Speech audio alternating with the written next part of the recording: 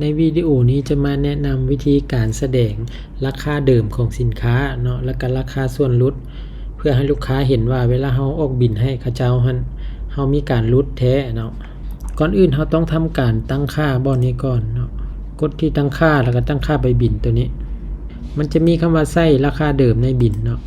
ตัวนี้เรากดเปิดหลังจากนั้นเรากดบันทึกหลังจากนั้นเรามาขายสินค้าลองเบิ่งเนาะสมมุติว่าเราจะทำการขายตัวนี้ก็ได้เนาะลองยกตัวอย่างสินค้าตัวนี้ตัวอย่างเศษมัน1,000 กีบจังซี่เนาะเราทำการลดให้เขาเจ้า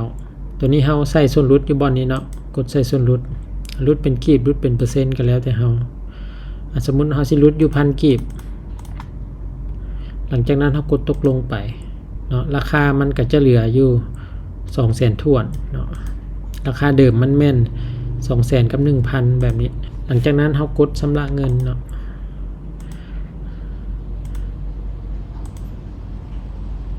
ตัวนี้เนาะราคาเดิมแม่น 200,000 กับ 1,000 เนาะตัวนี้เป็นราคาที่เราลดให้แล้วเนาะแบบนี้เดี๋ยวเรามาขายเบื้องตื้มก็ได้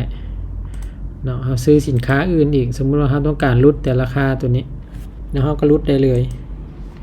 เนาะลด500เราก็ใส่ไปกดชำระเงินแบบนี้เนาะ